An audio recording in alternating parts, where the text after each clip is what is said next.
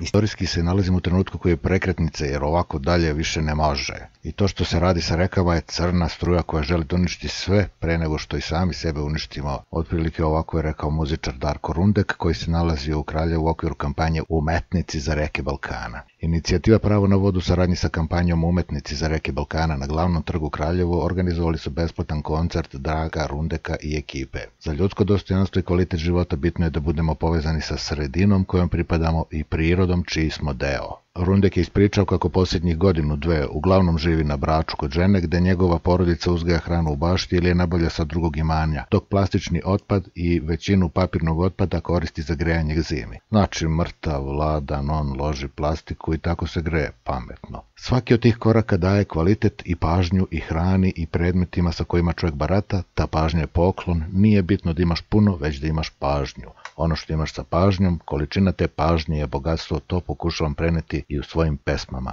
naveo je umetnik. Ekološkog aktivistu Aleksandra Jovanovića Ćutu lažu godinama. To će sve morati da se ruši. Rat za vodu, rat. Mi 5 godina vodimo rat. Kad pogledate šta se dešavalo na Staroj planini, to je kao da gledaš bitku na Neretvi.